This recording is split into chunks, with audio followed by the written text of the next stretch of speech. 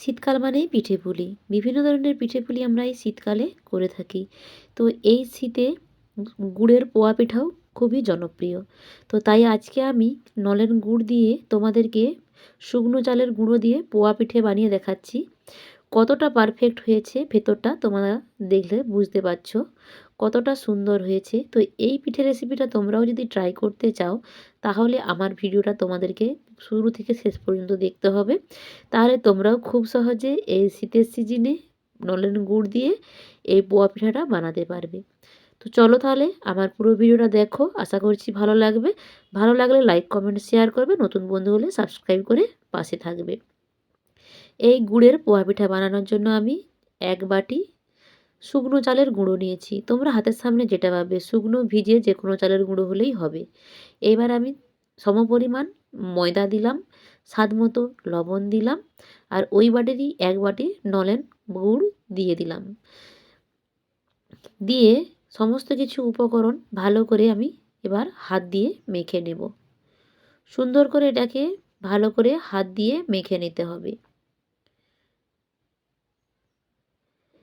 সুন্দর করে এটা আমার হাত দিয়ে মাখা হয়ে গেছে। এবার কুসুম গরম গরুর লিকুইড দুধ আমি অল্প অল্প করে দিয়ে একটা সুন্দর ব্যাটার রেডি করব। তোমরা চাইলে জল দিয়েও করতে পারো। একটা আমি সুন্দর ব্যাটার রেডি করেছি, দেখো, নয় পাতলা নয় মোটা এরকম একটা ব্যাটার রেডি করেছি। এই ব্যাটারটাকে এবার আমি ঢাকনা দিয়ে প্রায় 10-15 মিনিটের মতো ঢেকে রেখে দেব। গ্যাসে একটা কড়াই বসিয়ে দিয়ে বেশ কিছুটা তেল দিয়ে একটা পাতলা স্টিলের গোল মতো ঢাকনা তেলের মধ্যে দিয়ে দিলাম। তারপর এদিকে ব্যাটারের ঢাকনাটা খুলে হাতায় করে ভালো করে ব্যাটারটাকে আবারও একটু ফেটিয়ে নিলাম। ওই ব্যাটারের মধ্যে আমি 1 চামচ পানমৌরি গোটা দিয়ে দিলাম। তোমরা এলাচের গুঁড়োও দিতে পারো, কিন্তু যেহেতু গুড়ের ফ্লেভারটা নেব আমি, তো তাই আমি কোনো এলাচের গুঁড়ো দিলাম না। এলাচের গুঁড়ো দিলে গুড়ের ফ্লেভারটা আর পাবো না।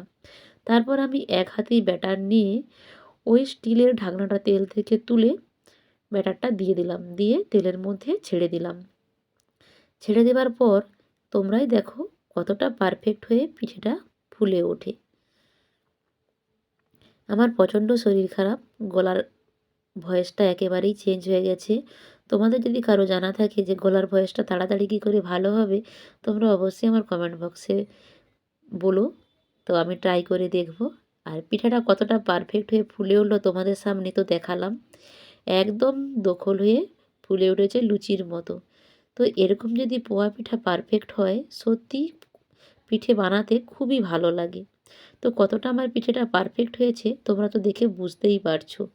দেখো খুব সুন্দর হয়ে পিঠেটা ফুলে উঠেছিল। আমি 2 পিঠ লাল লাল করে ভেজে তুলে নিলাম। এরপর আমি আবারও একটা তোমাদেরকে দিয়ে দেখাচ্ছি। আর আমি ঢাকনায় করে দিচ্ছি কারণ একই সাইজের যাতে হয়। তোমরা ঢাকনা ব্যবহার নাও করতে পারো, কোনো অসুবিধে নেই। আর ঢাকনাটা ব্যবহার করেছি বলে আমার একই সাইজের সব পিঠেগুলো হচ্ছে।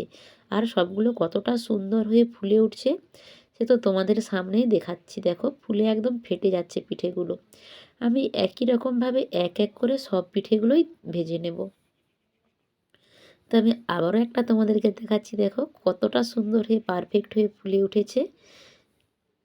তো এটাও আমার সুন্দর হয়ে ভাজা হয়ে গেল।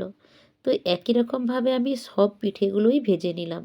দেখো পিঠেগুলো কালারটা কতটা সুন্দর এসেছে। এবার তোমাদেরকে ভেতর থেকে দেখাচ্ছি পিঠেটা কতটা পারফেক্ট হয়েছে। ভেতরে কোনো রকম শক্ত থাকবে না, দলাভাব থাকবে না, একদম লুচির মতো দুটা ফাঁক হয়ে ফুলে গেছে। তোমরা তো দেখে বুঝতেই পারছো, টাইটেল থাম্বনেল এন্ট্রি দেখে তো বুঝেই গেছো। তো তারপরে দেখো কতটা পারফেক্ট হয়েছে আর কতটা মজাদার হয়েছে আর একদম নরম হয়েছে। তোমরা অবশ্যই ট্রাই করো আমার এই রেসিপিটা। তোমাদেরও আমার মতো একদম এরকম পাতলা আর পারফেক্ট একবারে জালিদার হবে।